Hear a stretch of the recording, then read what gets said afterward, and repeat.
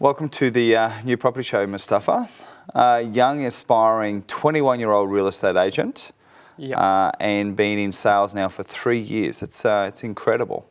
It is. Yeah, it's been quite a journey itself so far, and thank you for having me on so far, Steve. Yeah.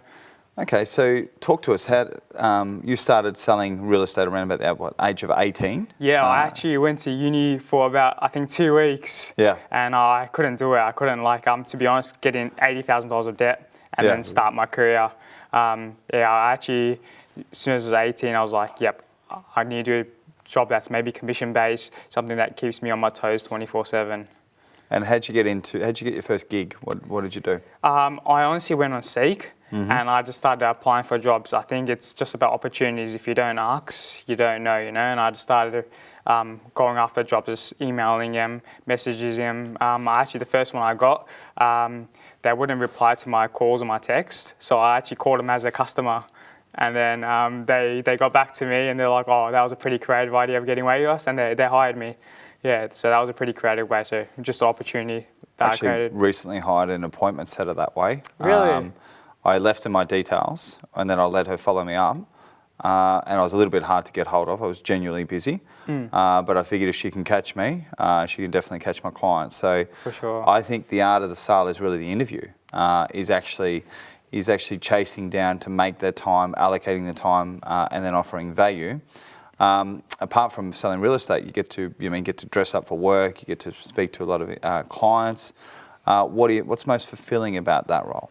Most fulfilling, I would say, helping people purchase their dream homes, or I think property is always a great place to buy if it's new properties, especially, or even old properties. Property value always goes up. It's always good to get in property. So it's helping people, create their dreams. It's definitely a rewarding career. And for me, especially, any conversation can turn into opportunity. I can talk to a survey guy. I can go talk to somebody down the street, and it can turn into opportunity down the line. What about, this is something we haven't really touched on here, but I think branding is so important. How important is it to get people to then follow you on social media and follow them back and engage? Because you actually get to know the way that you meet people nowadays is different. It's all about Instagram handles and Snapchat and everything else as well. What about personal brand? How important is that to you? Yeah, I think it's definitely a new age of real estate now. It's I think that people buy off people and sell or give their homes to sell to people that have personality or that like them. It's just not just about results. At the end of the day, it's people. If you're trustworthy, if they really like you, they're going to give you a home to sell or buy something off you. And social media is a big way to do that. Show your lifestyle, show who you are really as a person. Not just I've sold this, I've listed this, but the person you are too. Some of the business I've done with people hasn't been in formal settings. There's a mentor and a friend of mine that I caught up with recently, and hard person to get hold of. And what we did is we went for a swim, hung out with his kid, we spoke for a few hours, and we built a relationship just in unusual circumstances, I guess. Yeah. But that because you've spent time with their family, I actually find that leads to opportunity. So I guess my question there would be to you, have you ever stayed and had dinner with a client, or have you had breakfast, or have you met him at the gym? So maybe a story there. Yeah, I actually have. It was once where I was just letterbox dropping, and this was my very early starting career. And I saw a lady. She was a Muslim lady. She was just picking up a kid from school, and then I met her. Went to her house. She invited me for an appraisal. It was nothing. I think it was she didn't want to sell in that current market. And then Ramadan period came. That was the period where we fast, all that stuff. And she actually invited me over to her house to eat some food with her, open her iftar with her. And then, I made a good connection with them. And when it came to time for them to sell and for them to move locations, she called me. And so that was a really good connection I made just from letterbox dropping, just from being open, being honest to them, talking about religion in general.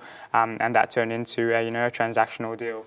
So anyone that's young that's watching, what's the 5 or 6 things behind the scenes that you must do as a real estate agent to actually be successful?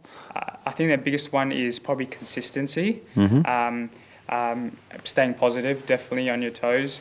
Because in real estate, you're in real estate yourself, Steve. There's a lot more negative days than positive days. The work is this much, and the success is this much. For example, I might be out all week prospecting, and I might get 0 results.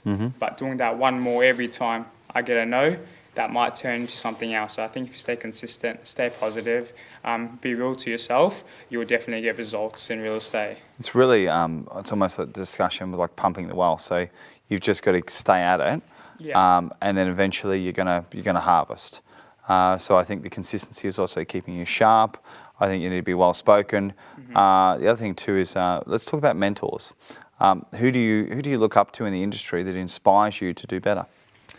People don't really talk about him. There's actually a bit of negative reviews about him, but his name is Zed. I actually think he's a really good real estate agent because he's based in eastern suburbs in Melbourne. However, I know everyone knows his name. That says something about him, even though he might be whatever person he might be, but his name, his character is showing, and he's selling real estate. Yourself too, Steve. I'm joining Lux as well. It's definitely been helpful.